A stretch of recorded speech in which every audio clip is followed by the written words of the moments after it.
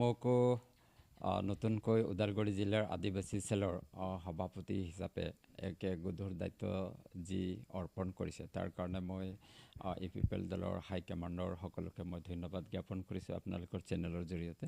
হয়, নিশ্চয় ইয়াত বিগত নিৰ্বাচনবোৰত যি ধৰণে প্ৰাৰ্থী প্ৰদান কৰিছিলে এইটো জয়ী হোৱাৰ বিপৰীত সোঁতত নিশ্চয় এইটো টিকেট প্ৰদান কৰা হৈছিল বুলি আমি ক'ব খোজোঁ। যিহেতু ভোট জয় হ'বলৈ হ'লে প্ৰথমতে প্ৰাৰ্থীজনৰ তেখেতৰ ভোট বেংকটো অলপ চাবলগীয়া প্ৰয়োজন আছে। গতিকে ভোট বেংক যাৰ নাই তেওঁ কেনেকৈ জিকিব পাৰিব। গতিকে আদিবাসীৰ ইয়াত ভোট বেংক আছে আৰু ইয়াৰ পৰা সদায় আদিবাসীয়ে জিকি আহিছে। গতিকে এইবাৰ আমাৰ ইপিপিএল দলৰ হাইকমাণ্ডে এইটো বিপৰীত হিতত সিদ্ধান্ত নলয় এইবাৰ জয় হোৱাৰ পক্ষত তেওঁলোকে সিদ্ধান্ত ল'ব বুলি আমাৰ ইয়াৰ আদিবাসী ৰাইজে আশাবাদী। হয়, মানে নিৰ্বাচন খেলাৰ প্ৰশ্নৰ উত্তৰত মই এটা কথা নিশ্চয়কৈ ক'ব লাগিব। আমাৰ দলত যিহেতু আবেদন প্ৰক্ৰিয়াটো নাই, যেনেকৈ BPF দলত মানে 2 লাখ টকা দি ফালে আমানত ধন জমা কৰি ফালে আবেদন কৰিছে, তেনেকুৱা আমাৰ ইয়াত নাই। কিন্তু দলৰ ফালৰ পৰা এটা মানে ছাৰ্ভে চলাই আছে আৰু যাকে টিকেট প্ৰদান কৰিব তেওঁ তেতিয়া নেখেলিম বুলি তেওঁলোকে ক'ব নোৱাৰে। গতিকে আজিলৈকে মই ইপিপিএলৰ দলৰ সকলো সিদ্ধান্ত মানি লৈ আহিছোঁ আৰু এজন ভাল কৰ্মী হিচাপে কাম কৰি আছোঁ। যদি এই সন্দৰ্ভত হাইকমাণ্ডৰ সিদ্ধান্ত যদি মই খেলিব লাগে বুলি যদি তেনেকুৱা সিদ্ধান্ত আহে তেতিয়াহ'লে মই খেলিবৰ কাৰণে মানসিকভাৱে প্ৰস্তুত আছোঁ।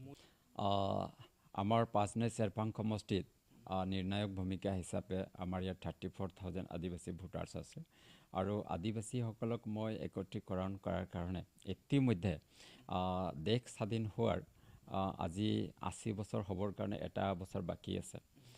79 সংখ্যক এই স্বাধীনতা দিৱসৰ আগমুহূৰ্তলৈকে বেলেগ ৰাজনৈতিক দলবোৰে আদিবাসী সমাজৰ কাৰণে যিবোৰ কাম কৰিব পৰা নাই তেনেকুৱা কাম আমাৰ ইপিপিএলৰ চৰকাৰৰ আমাৰ BTR প্ৰধান আমাৰ প্ৰমোদ বড়ো ছাৰে এইখিনি কাম কৰি দেখুৱাইছে। যেনেকৈ গোসাইগাঁৱত আমাৰ বিৰছা মুণ্ডাৰ মানে এটা প্ৰকল্প 7 কোটি টকাৰ ইতিমধ্যে কনষ্ট্ৰাকশ্যনৰ কাম চলি আছে। তাত আমাৰ সিধুকানৰ কনষ্ট্ৰাকশ্যনৰ ইতিমধ্যে প্ৰতিমূৰ্তি বনোৱা হৈছে।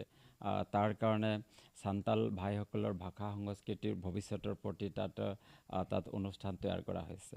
আমাৰ অৰিয়া সমাজৰ কাৰণে তেওঁলোকৰ ভাষা সংস্কৃতিৰ ভৱিষ্যতৰ প্ৰতি লক্ষ্য ৰাখি ফালে কাম কৰাৰ কাৰণে তেওঁলোককো তেনেকুৱা অনুষ্ঠান দিয়া হৈছে।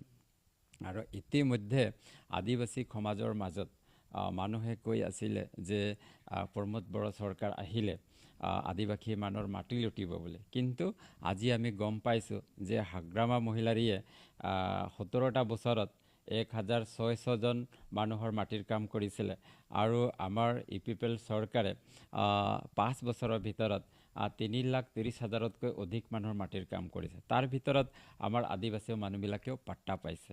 গতিকে আমাৰ মানুহক বিগত নিৰ্বাচনত যি ধৰণে বিৰোধী দলৰ মানুহবোৰে মানে ভুৱা কথাৰে মানে বিচলিত কৰিছিলে, এই কথাখিনি আমাৰ মানুহে এতিয়া ভালকৈ বুজি পাইছে যে এই দলটো আহিলে আপোনালোকে তামোল গছৰ টেক্স দিব লাগিব, নাৰিকল গছৰ টেক্স দিব লাগিব, আপোনালোকক ইয়াৰ পৰা খেদি পঠিওৱা হ'ব, এনেধৰণৰ কথাবিলাক কোৱা হৈছিলে।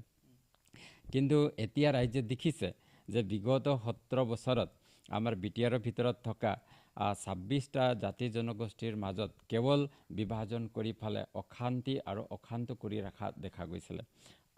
গতিকে ৰাইজৰ মাজত শান্তি নাছিলে। কিন্তু আজি 5টা বছৰত ইপিপিএল দলৰ নেতৃত্বত আজি এই 26টা জনগোষ্ঠীৰ মাজত এক ভাতৃত্বৰ মানে মৰম চেনেহেৰে গঠন কৰি একতাৰ মাজত সকলোকে এটা আদৰ্শ সমাজ গঢ়াৰ ক্ষেত্ৰত আজি আমাৰ প্ৰমোদ বড়ো ছাৰ ৰাজনৈতিকভাৱে সফল হৈছে।